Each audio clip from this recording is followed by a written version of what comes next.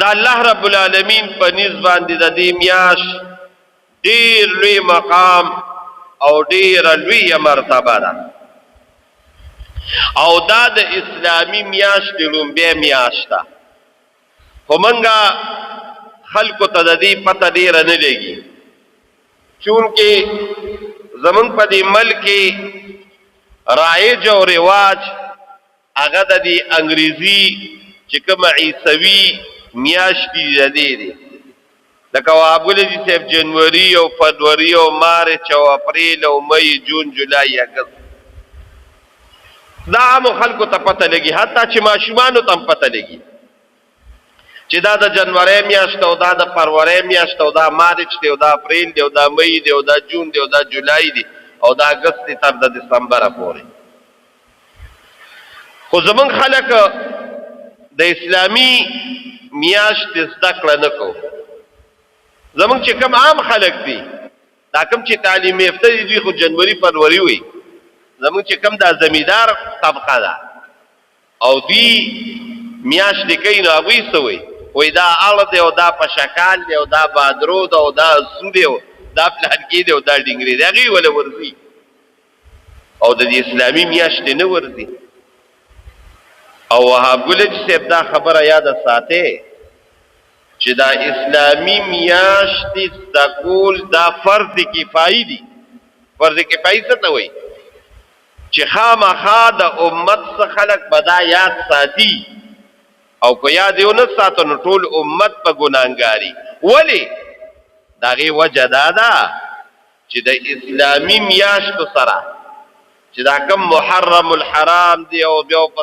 سفر دی ربیع الاول دی ربیع الثانی دا جماد الاول دی جماد الثانی دا رجب شعبان رمضان شوال ذی قعده ذی الحجه دا به مونږ ولې یاد ساتو دی مرجانه دي سره زموږ عبادت مختص دي عبادت تبه څنګه وای دا رمضان راغی نو د رمضان روزي خو په مونږ او تاسو باندې لازم دي هغه د رمضان روزي نیسو نو ګویا کو د رمضان روزي دی نه نیوي سخت ګناګارې اوس روزي به څنګه نیسم نو چې ماته د میاشتې تعیني کنه ماته میاشتې پته لګي وپسې دا د شوال میاشت رااله د اختر میاشت رااله د اختر عبادت دی چې ماته پته لګي زه به عبادت کوم بیا وپسې د ذوالحجې میاشت چې د حج میاشت ستکړه به ته کې ځکه د حج د پاره زه او وخت مختص دی وختم دی او زم دی د ذوالحجې میاشت به وي نهم تاریخ په د عرفي وي ته به د عرفات په میدان کې ودرېږي الله به د حج کېږي نو دې سره رولو زمونږ عبادت مختص دي دا یاداوي دا زمونږ خلک نه یادوي دا ډېر بدقسمتي کوي بهر کیف دا اسلامی میاشت شروع ده او محرم الحرام او 1447 هجری ختمه شو 1448 هجری شروع شو د دې 1447 او 48 هجری څه مقصد دی نو د دې مقصد دا دی چې 1448 هجری مقصد دا دی چې د رسول الله صلی الله علیه و آله وسلم د مدینه د مکی مکرمین مدینه منوره ته د هجرت سور لسوا او اتصل وکالو شو او د اسلامی تاریخ دا هجرت څنګه شوه دا د رسول الله مبارک په دور کې نه ده شوی خو یو خبره دا ذهن کې یاد ساته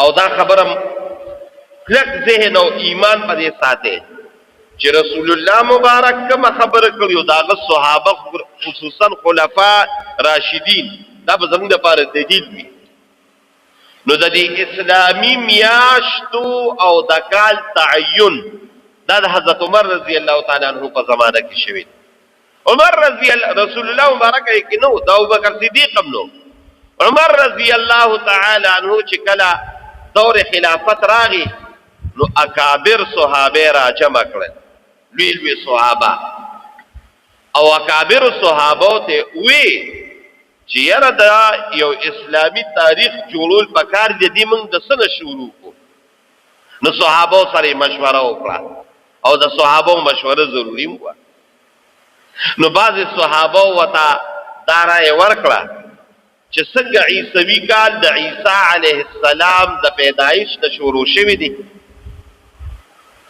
دغه شان به موږ هم د رسول الله مبارک د پیدایش نه اسلامی کال شروع حضرت عمر رضی الله تعالی عنہ وته نه دا شهید کو او نور صحابه مو وي موږ دا خلکو نقل نکو نو بیا ودا څه چلو کو چې دا کم وخت نه دا وحی راغلی دا هغه وخت نه به شروع کو حضرت عمر رضی الله تعالی عنہ کابر صحابه و نه د دینم شروع نکو نو بیا چې د بدر جهاد شوی دینه به شروع کو او بهر کې صحابه مختلف رائے ورکړي یو رائے پکې دار له داله غوره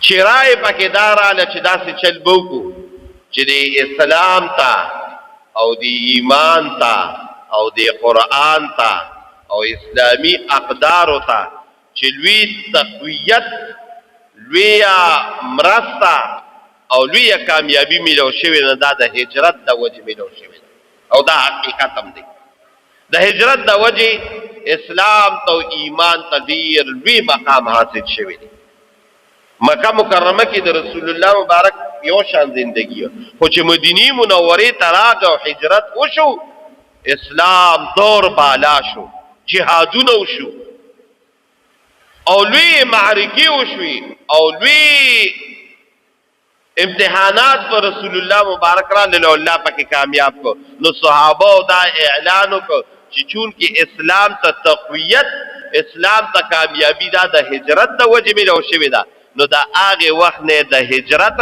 او د هجری د میاشت شروع زما په خیال ذهن کې با وابل خبر راغلی وي نو گویا چې دا هجری کال دا د حضرت عمر رضی الله تعالی عنہ پرې باندې دا شروع شو او هغه شروع دی او نن هغه لړکی سور لسو او اتصلوی اخکال برابر شو او دا هجری کال دا شروع شو د محرم اوس د دې محرم نه چې شروع شو د دې محرم د الله په جناب کې ډېر لوی مقام او ډېر لوی مرتبه ده زمونږ دې ذهنونو کې یو خبره ده او دا خبره ته دې دپاره وایم چې زمونږ دې ذهنونو کې دا خبره ده چې یاره دا محرم د دې دا عظمت د دې دا مقام د دې دا مرتبه دا د دې د وجې ده چې د یو خاصې فرقې داوی د رسم و رواج د وجې دا دې ته حاصل دی او هغه څه شي ده هغه دا ده چې په دې لسم تاریخ د دې محرم یو عظیمه معرکه شوې ده د اسلام او یو ډیر لوی ظلم د رسول الله صلی الله علیه و آله وسلم خاندان نبوت سره شوی دی چې هغه حسنین کریمین دي او د کربلا دا واقعیا راغلی ده نو د دې د وجې دی زمارو خبره داسې نه ده دې کې شک نشته او نه به پکې شک کې کو شک ته پکې او کو ممکنه د ایمان نه خلاص شي نه دا به محکمه خبره په دې ځای کې سادي چې د رسول الله صلی الله علیه و آله وسلم خاندان نبوت ډیر لوی مقام لري د رسول الله مبارک خاندان نبوت ډیر لوی مرتبه لري او دې کې شک نشته چې دغه خاندان نبوت سره حسنین و کریمین سره کوم ظلم شوی دی کوم جبر شوی دی بالکل د تاریخ حصہ ده او زه بعضې وخت وایم دا ما د خپلو اکابرو نه موریدلي او دا حقیقت هم دی چې د کربلا په میدان کې د رسول الله مبارک د پاک خاندان سره کوم ظلم شوی دی که نه نو د هغې وخت نه راواله تر د نن وخته پورې تاریخ دا ګواه دی چې هغه ژبه نشي بیانولی قلم نشي لیکلی ډېر لوی ظلم شوی دی ډېر لوی دغه شوی دی خورونو زما د خبرې مقصد به دا وي چې د دقې وجې محرم ته فضیلت نه دی حاصل دا خو د حسنینو کریمینو لوی مقامو چې الله رب العالمین دا غوی د پاره دغه مبارکه میاشت د شهادت لپاره مختص کړه. دا د غوی لوی مقام. نور د دې دا فضیلت، د دې دا مقام، د دې دا مرتبه د مخکې نه را روانه. دی مرجان الله په قران کې وایي ان عدة الشهور عند الله 12 شهرا فی کتاب الله. دا الله په نسبت باندې په کال کې 12 میاشتې دي. دا د کله نه دي. الله وی چې د کله نه ما دا کائنات پیدا کړی دي. انسانان لا نو، جنات لا نو، چې دا کائنات الله پیدا کړی دوله بدیره ما 12 میاشتې منها 4 حرم دي کې 4 میاشتې ډېرې قدرمنې او عزتمن دي. اصلور میاشتې کومې دي؟ یو ذوالقعده ده چې تاسو ته د میانې میاشت وایي، یو ذوالحجه ده چې تاسو ته د لوی اختر میاشت وایي، او یو محرم دی چې تاسو ته د عاشورې میاشت وایي، او یو رجب چې تاسو ته زبرګه میاشت وایي. دا 12 میاشتې د مخکې ده، دا 4 میاشتې د مخکې د قدرمن عزتمن دي. خو بیا زمونږ د علما وایي چې د محرم دا فضیلت ده د مخکې نه د 10 تاریخ را روان دی. الله یو لوی مقام او لوی مرتبه ورکړی ده. زمونږ د دین یو کتاب دی، هغې ته وایي بخاري شریفه، او مشهور کتاب دی او ډېر لوی مقام لري. بیا د دې بخاري کې احادیث راغلي دي.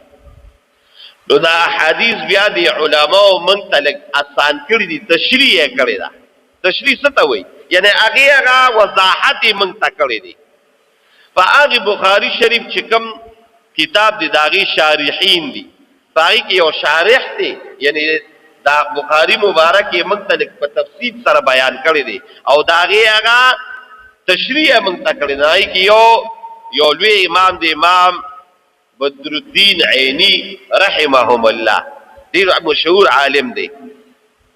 هغه هم په دې بخاري مبارک باندې یو شرح لیکلې ده. نو هغې شرحه کې هغه دا خبره کړې ده، دا خبره کړې دا نور علما هم کړې. خو چې دا زه تاسو ته کومه خبره کومه تیمورجان نو دا حدیثو کې دې کې یو خبره نیم راغلې ده، نور ټولې دا تاریخ خبرې دي، دا تاریخ کې راغلي دي، حدیثو کې دا نشته، دا تاریخ خبرې دي. چې 10 پیغمبرانو ته ماته ګورئ، 10 پیغمبرانو ته الله رب العالمین په دې 10 تاریخ باندې دوی کامیابی ورکړي. 10 پیغمبرانو ته الله په دې تاریخ له 10 لوی کامیابی ورکړي. دې د وجې دې ته د 10 د عاشوره وته وایي، 10 د دې میاشت دی. دا 10 پیغمبران څوک دي؟ نو علامه صاحب بیا په خپل تشریح کې دا لیکلي دي چې دا 10 پیغمبرانو کې لومبی حضرت آدم علیه السلام. مختصر وي بیا د دې میاشت فضیلت بیانو. حضرت آدم علیه السلام الله رب العالمین په خپل قدرت پیدا کړ. تاسو د هغې پته لګي بغیر مور او پلاره، چې بغیر مور او پلاره الله پیدا کړ، بیا یې جنت ته بوتل. بیا الله رب العالمین فرشتو ته وی دته سجده وکړي. قرآن شریف په نص د قرآن دا خبرې ثابتې دي. فرشتو ټولو سجده وکړه، یو ابلیس ونه کړه. ابلیس الله غر کړ. فرشتو ته آدم علیه السلام ځان سره آدم علیه السلام جنت ته بوتل. په جنت کې الله رب العالمین ورته وی کلا منها رغدا وکلا منها رغدا حیث شئتما. په دې جنت کې ګرځو چې څه دې خوښي خوره، خو پسې وایه ولا تقربا هذه الشجره، دې ونې ته به نه نږدې کېږي. قرآن شریف اوږده واقعه ده، زه راته خپل مقصد له راځمه. قرآن شریف کې الله وی فنسیه ولم نجد له عزما. د آدم علیه السلام ایر شو، قصد نو هغه اونې نه خوراک وکړه. الله ورته اونې نه خوراک وکړه، بس کوزېږه، ځمکې ته کوزېږه. الله ته قرآن شریف کې دي فبدت لهما سوآتهما، جامې ته ښکته پرېوتې. فطفقا یخصفان من ورق الجنه، ځان پورې پاڼې لګولې او جامې د دنیا ته راغې. سخت خپه دنیا کې ګرځېده خطا ته شوې وه، رب ته جلاګانې شروع کړې. څومره وجلل، ګورې دا رسول الله مبارک وایي رب ته دومره وجلل چې په دې سترګو په دې مخ کې د اوښکو د وجې لارې جوړې شوې. او څه به وایي تیمور جانا ربنا ظلمنا انفسنا وان لم تغفر لنا وترحمنا لنكونن. ما ته بلک متوجه کیږي. وی خدایا پاک ما پسان ظلم کړی دی.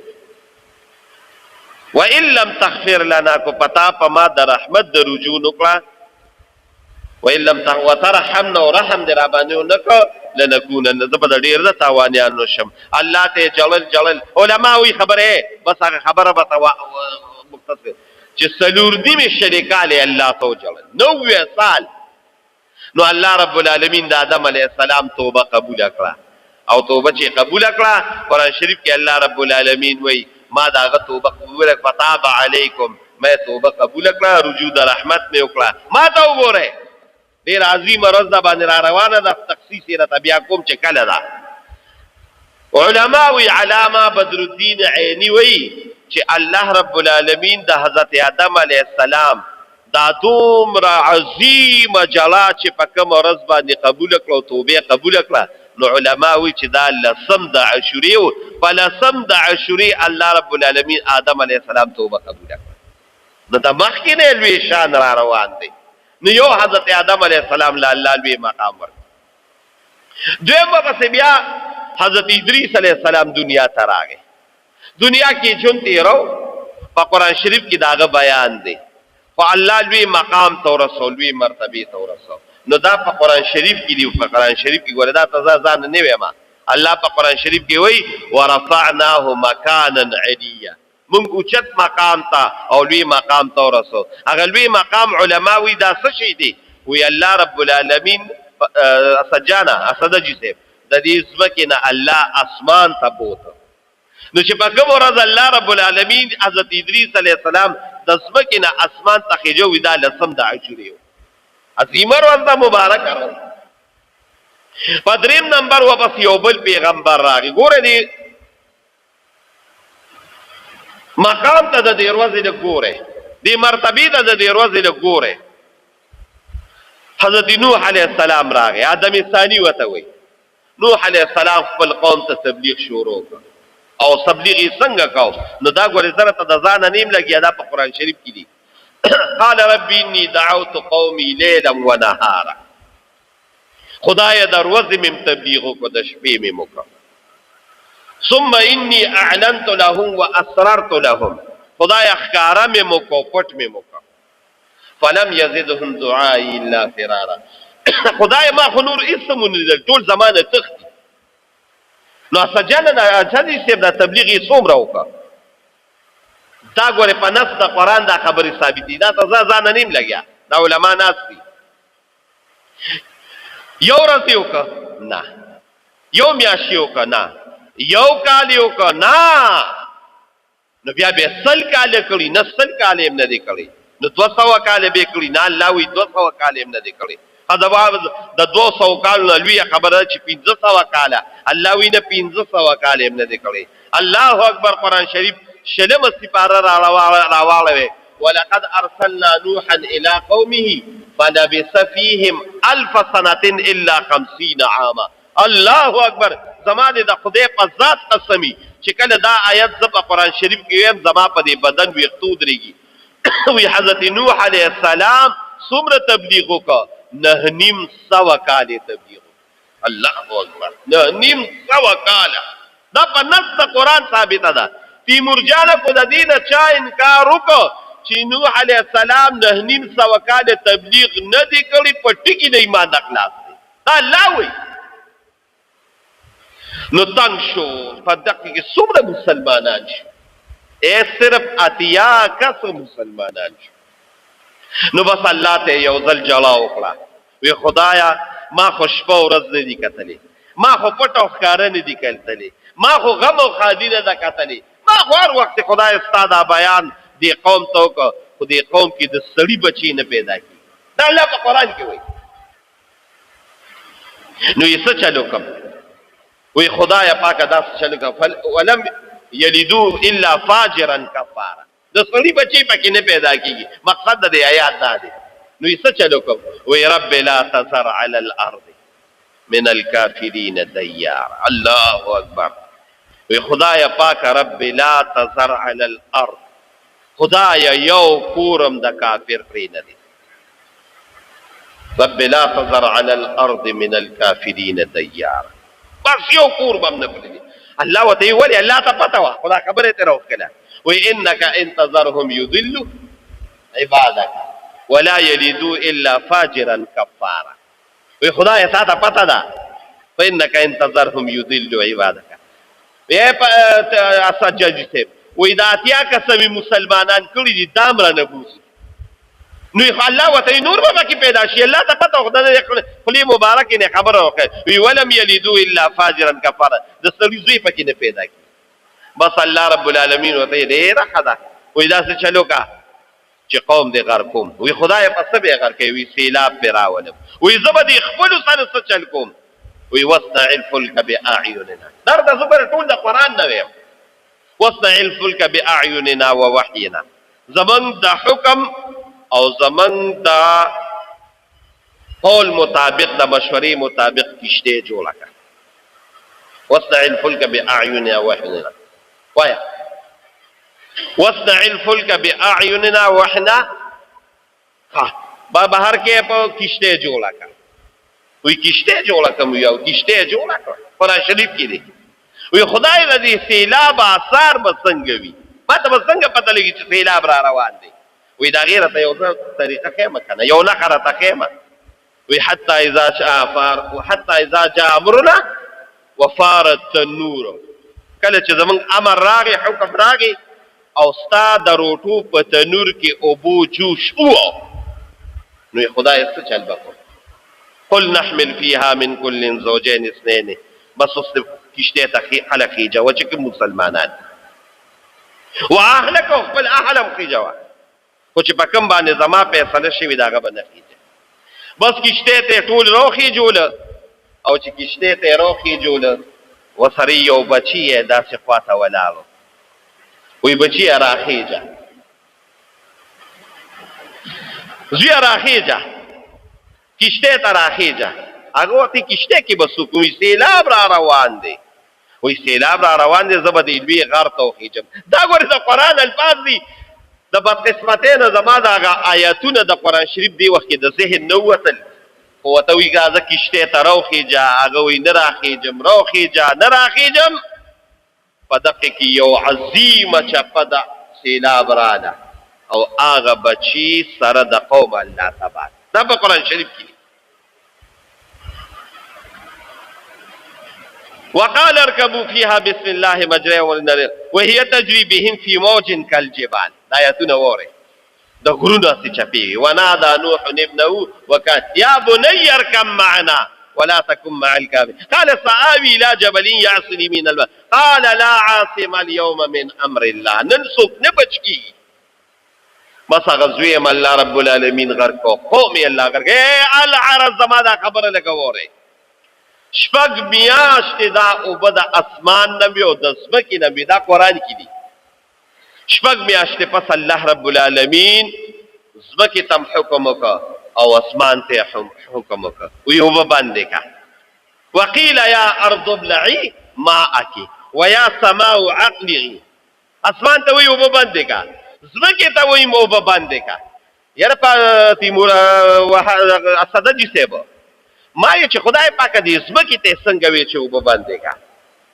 نو د دې اسمان نه خو د اوبه راورېږي، خو د دې ځمکې نه څنګه اوبه روځي؟ نو اوس په دې بلوچستان کې یو عجیبه کارنامه وشوه.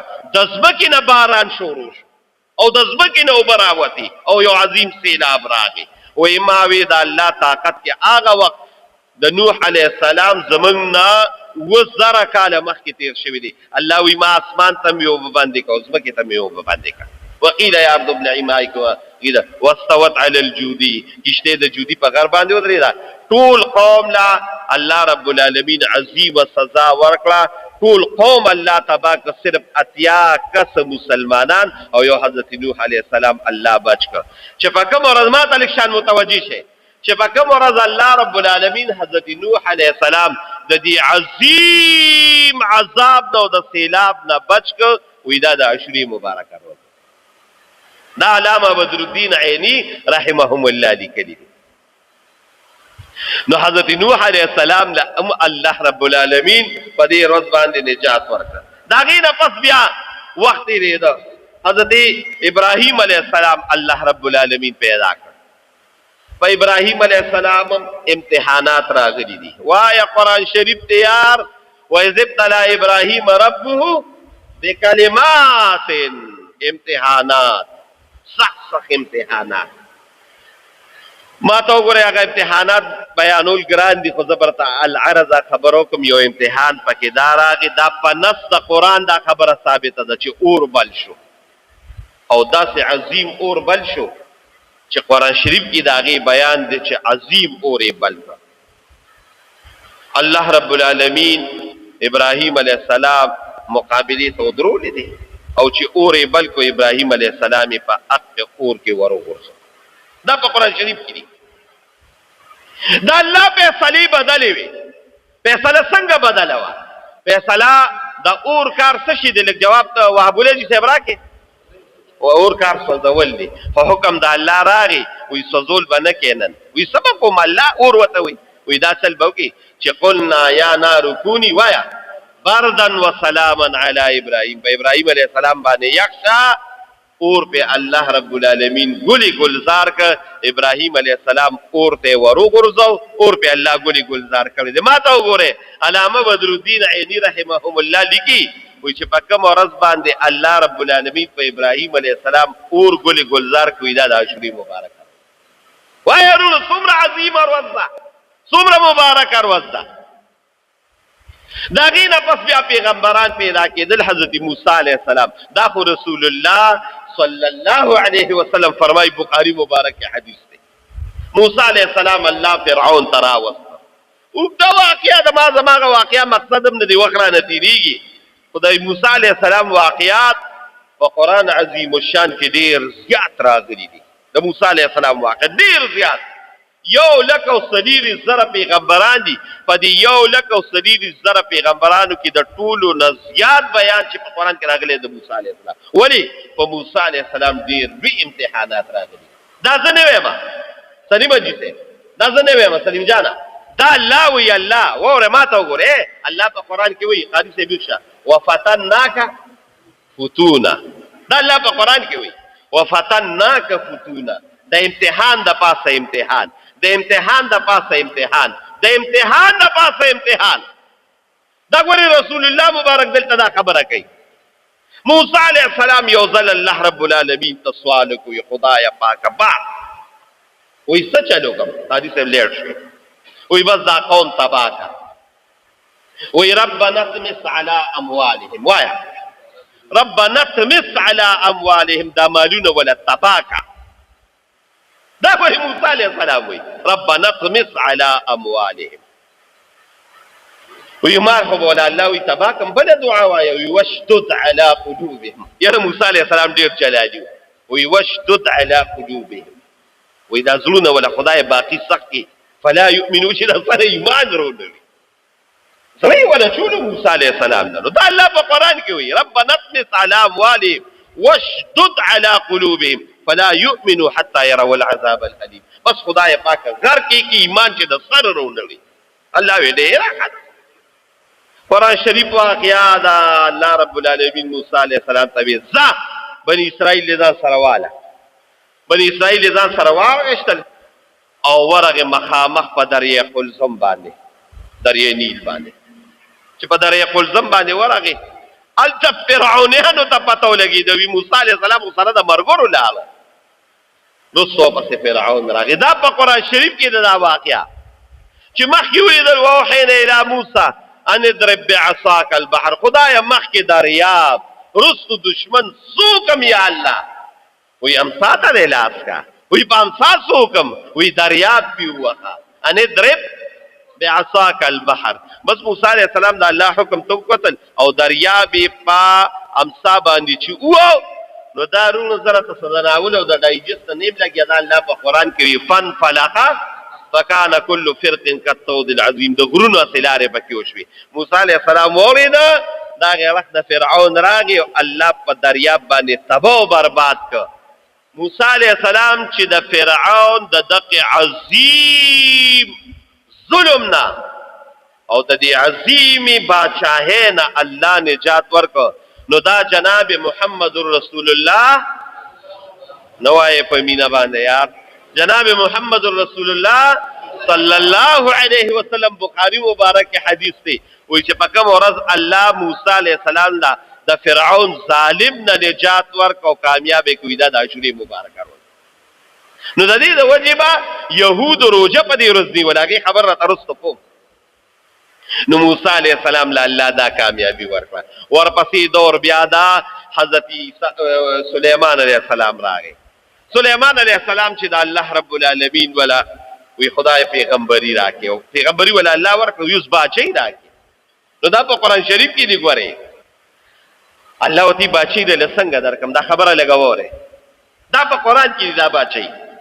وی خدای باچی له نغوالو می څنګه باچی وای حدیث رب اغفر لي وهب لي ملکا لا ينبغي لاحد من بعدي خدای باچی را لراکې خدا سے باچی را لراکې چې په مخ د کائنات کې دا به باچی جالب نی ورکړه الله دعا قبول کړه وی ز باچی می درکړه نو سجانه جی سے باچی څنګه وا راواله قرآن شریف وحشر لسليمان جنوده من الجن والانس والطير فهم يوزعون باچی پس شیشه باندې په انسانانو په پیریانو په مارغانو په دیوانو په پرندو په چرندو په درندو په حشرات الارض په میګو باندې باچی شو وی سوال را نه کړی دا سوال دې قبول کړ دا څه باچی الله ورکړه زمونږ علماء وی علامه بدر الدین عینی رحمهم الله وی سليمان علیہ السلام د چې الله رب العالمین دا عظیم باچی په کوم ورځ ورکړی دا د عاشورې مبارکه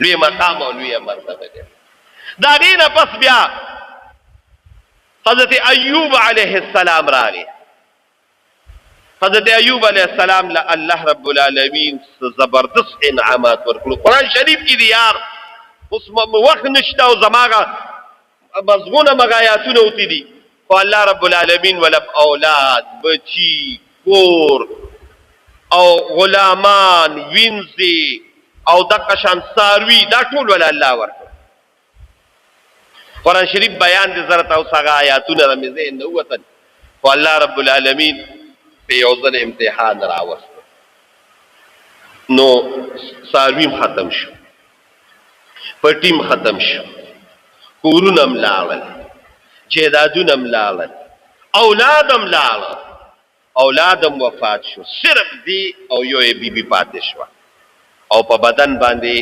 بیماری مو لګیدا او داسې بیماری ولګیدا داسې بیماری چې ود بدن ولا ټول ختم کړ نو بس یو ځل الله رب العالمین ته سوال وکړ وی خدایا پاکه اتکالا یا شپالس کالا یا لس کالا دا بیماری و بس اللہ تے سوالو کو ویا حدیث انی مسنی الضر وانت ارحم الراحمین خدای ما ته تکلیف را رسیدلې بس خدای نور میں برداشت نشته ما خو ډیر برداشت وکړ په مال نیم خپا په جیداد نیم خپا په غلامانو نیم خپا په وینځو نیم خپا خدای په ارسستا بس شکر دې تارا کړو تا واغشتل اوس می وجود خرابېږي او وجود د خرابېږم نو خدای پاک ما بیماری دې راکړه په ما رحم وکړي الله په قرآن کې فاستجبنا له وکشفنا ما به من ضر الله رب العالمین ولا د بیماری ختم کړه او به پیدا شي قرآن شریف کې دا ټول بیان دی او به په خپل مسکلې په ځان واچولي ویلم بل الله رب العالمین اتکاله یا شپالس کاله یا لس کاله د بیماری نه روغ زمون علامه بدر الدین عینی رحمهم الله وی چې الله رب العالمین حضرت ایوب علیہ السلام په کوم ورځ باندې شفا ورکړه د عاشورې مبارکه لوی عظیم شان لوی مقام دغه شان تقریبا لس پیغمبران دي او پسې حضرت عیسی علیہ السلام او پسې دغه شان نور پیغمبران دي بهر کې ټول علامه صاحب راجمه کړي د خو زما د خبرې لوی مقصد دا دی چې ډېر عظیم او مبارک ورځ ده ډېر لوی شان والا ورځ ده دومره لوی کامیابی الله پیغمبرانو له ورکړي دي دومره عظیم ورځ الله رب العالمین ګرځولې ده نو د دې د وجه رسول الله صلی الله علیه وسلم باقاعده په جون کې د دې ورځې به پوره اهتمام کو د دې ورځې د مخکې اهتمام را روان دي د حسنین و مبارکین و کریمین لوی شان لري لوی مقام لري ان شاء الله اسجانا عند جمعه به د حضرت حسن او د حضرت حسین او د دغه اهل بیت شان بیانو مقام ډیر لوی دی ځکه کې شک وکاو او کو شک ته پکيو کو د ایمان نخلاصي کو شک ته پکيو کو د ایمان نخلاصي او زه تاسو اکثر یو خبره کومه خیر دا په بل جمعه مکم غوسه امر خلکو چې د حسینانو کریمانو لوی شان دي د اهل بیت رسول الله دا په قران شریف کې دی فاروق جان بخشا چې رسول الله مبارک د دې اسلام او د ایمان د پاره لوی قرباني ورکړي دیار د سکاله په مکه مکرمه کې د دقیق کفار ظلمونه برداشت کړي دا غینه پس بیا هجرت کړي دی وطن پر قودل صرف زما د خلی خبرې دی او تاسو یې اورئ دا چې په موقع باندې راشي چې دا وطن او دا کلی او دا خپل کور پرې دی کنه خدای دې د دې امتحان نو ابوالج سه وساتي دا ډیر ګران خبره ده دا چې پرې دی د ظلم د وجې د جبر یو خو ترقی دی او شابهله خبره ده خو چې د ظلم او د جبر د چا د وجې نه وطن پرې دی دا ډیره ګرانه وطن یې پرې خو ده بیا جهادونه موکړل بیا خپل غاښونه شهیدان کړل والعرض ما دا خبره مقصد دا دی قرآن شریف کې دا بیان دی چې قل لا اسألكم عليه اجرا خدا اے خلقو ګورې زه تاسو نه د دې معاوضه نه غواړم د دې اجر نه غواړم نو څه وایې یو شی نه غواړم الا المودة في القربى زما اهل بیت سره مینه ساتي زما اهل بیت سره محبت ساتي د دې تعالی رسول الله مبارک ز سوال کوما نو اهل بیت سره مینه محبت دا زموږ د ایمان وایا اساساً چې جز دی دا د ایمان جز دی کو دا منګه اون سات منګه ګناګار یو ان شاء الله اند جمعه د حسنین او کریمین او مبارکین او شان او مقام به بیان کو الله رب العالمین دې د قروز په منګه او تاسو باندې د عبادت نه ډکته راکړي درود شریف وای اللهم صل وسلم علی سیدنا وعلى ال سيدنا مولانا محمد وبارك يا الله تزم د ټولو ناراضي شي الله زم د ټولو ګناهونه معاف کړي دوالو جهان او خیرم نصیب کړي دا مبارک شپه او ورځ خدای مونږ او دوی له عبادت کولو توفیق راکړي